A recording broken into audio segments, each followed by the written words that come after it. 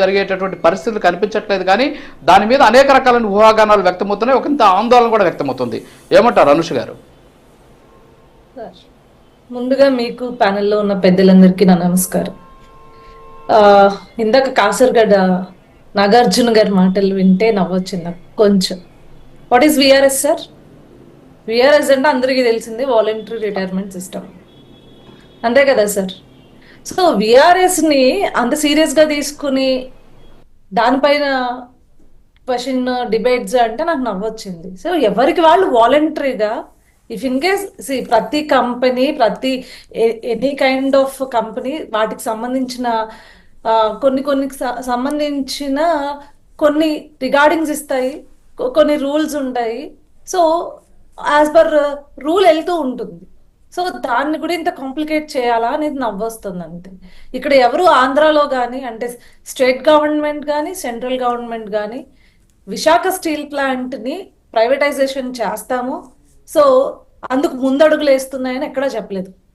ఇది known fact ఏంటి అంటే, అందరికీ తెలిసిన ఫ్యాక్ట్ ఏంటి అంటే, విశాఖ స్టీల్ ప్లాంట్ ప్రస్తుత పరిస్థితి ఏంటి? గతం ఎంతో వైభవం, కానీ భవిష్యత్తు అగమ్య గోచరం. రైట్, ఇది పరిస్థితి ఉంది.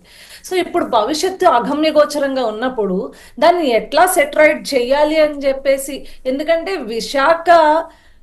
కేవలం విశాఖ స్టీల్ ప్లాంట్ అనేది ఆంధ్ర రాష్ట్రానికి మరో కంపెనీ కాదు నష్టాల్లో ఉన్న వదిలేయడానికి.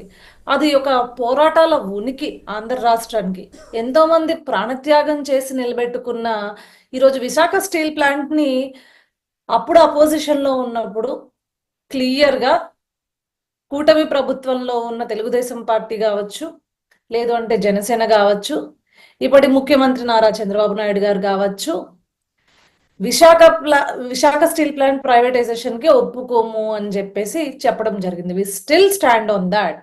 మా లీడర్స్ నుంచి ఎటువంటి ప్రైవేటైజేషన్ అయిపోతుంది అనేది ఒక్క మాట రాల. But what is this discussion right now about VRS? కొన్ని కంపెనీస్ కి కొన్ని రూల్స్ ఉంటాయి, గైడ్ లైన్స్ ఉంటాయి, వాటిని ఫాలో చేస్తారు. ఇక నాగార్జున కాసర్గడ్డ గారు అంటున్నారు 6 నెలల నుంచి జీతాలు ఇవ్వలేదు. అంటే ఇక్కడ ఎందుకు ఆ భయం వస్తుందంటే అనూష గారు, ఇక్కడ భయం ఎందుకు వస్తుందంటే, గతంలో ఏదైతే సిక్ అయినటువంటి ఇండస్ట్రీస్ ఉన్నాయో ఇవన్నీ కూడా తొలుత విఆర్ఎస్ అనేటటువంటి ఒక ఆయుధాన్ని బయటికి తీసాయి. సో అందువల్ల భయం వస్తుంది. సో విఆర్ఎస్ తీసినంత మాత్రాన ప్రైవేటైజేషన్ చేసేయబోతున్నారు, లేకపోతే దాన్ని క్లోజ్ చేయబోతున్నారు అని ఉద్దేశం కాదు. అయినా సరే ఇక్కడ ఒక అనుమానం, ఒక భయం ఉంది. సో ఆ భయాన్ని పోగొట్టాల్సినటువంటి బాధ్యత ఖచ్చితంగా కూటమి ప్రభుత్వం మీద, అక్కడ ఉన్నటువంటి వాళ్ళ మీద ఉంది. చెప్పండి sir. VRS system is individual గా వాట్ ఈస్ కంపెనీ పొజిషన్ ని బట్టి ఎంతమందికి జీతాలు ఇవ్వగలిగే పరిస్థితి ఉంది. ఇందాక ఆయన ఏమంటున్నాడంటే, సార్ ఒక కంపెనీ అంటే ఒక ఇంటు ద కంపెనీ విషయానికి ఒక రాష్ట్ర ప్రైమ్ మినిస్టర్ జీతానికి, లేకపోతే ఒక దేశ ప్రైమ్ మినిస్టర్ జీతానికి, లేకపోతే ఒక రాష్ట్ర ముఖ్యమంత్రి జీతానికి ముడిపెట్టడం అనేది కరెక్ట్ కాదు.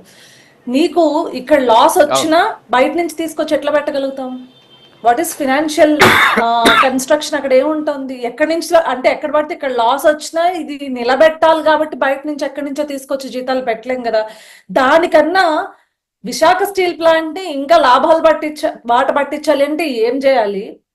ఇందాక ఆవిడ చెప్పినట్లు, సుజాత గారు చెప్పినట్లు గనుల్ని అలొకేట్ చేయడం కానీ, వీటన్నిటిలో ఎందుకు మీరు ముందడుగేయట్లేదు అని కనుక నాగార్జున కాసర్గడ్డ గారు అడిగుండి ఉంటే గనక, ఒక స్ట్రాంగెస్ట్ అపోజిషన్ వాయిస్ ఈరోజు నేను విన్నా అని చెప్పేసి నేను సంతోషపడేదన్నండి.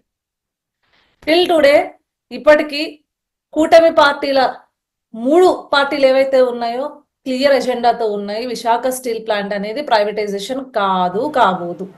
కానీ అందరూ మూకమ్ముడిగా యాక్సెప్ట్ చేయాల్సిన విషయం ఏంటి అంటే, కంపెనీలో నష్టాలు ఉన్నాయి, జీతాలు ఇవ్వలేని పరిస్థితిలో ఈరోజు కంపెనీ ఉంది. సో నిన్న మొన్న జరిగిన దానికో, లేకపోతే ఈరోజు ఇమీడియట్ గా ఎక్కడి నుంచో ఒక 100 కోట్లు తీసుకొచ్చేసి పెట్టే పరిస్థితి కాదు కదండి. దానికంటే ఒక ప్రొసీజర్ ఉంటుంది కదా. ఏ కంపెనీని రన్ చేయడానికి ఒక ప్రొసీజర్ ఉంటుంది. లాభాల బాట పట్టాలన్నా ఒక టైం టేకెన్ ప్రాసెస్ అది ఈరోజు విశాఖ స్టీల్ ప్లాంట్ ఉద్యోగులకు ఎక్స్ప్లెయిన్ చేసుకుంటూ మేనేజ్మెంట్ వెళ్తుంది.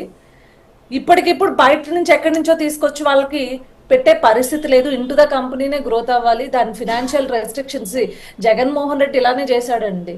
ఒక ఫినాన్షియల్ కన్స్ట్రక్షన్ లేకుండా ఎక్కడ పడితే అక్కడ ఇష్టం వచ్చినట్లు వెళ్ళిపోయి ఏది పడితే అది చేసి ఈరోజు అసలు ఎక్కడ ఏ లూప్స్ ఉన్నాయో కూడా తెలియట్లేదు. అడ్మినిస్ట్రేషన్లో ఏం చేశాడో కూడా తెలియట్లేదు.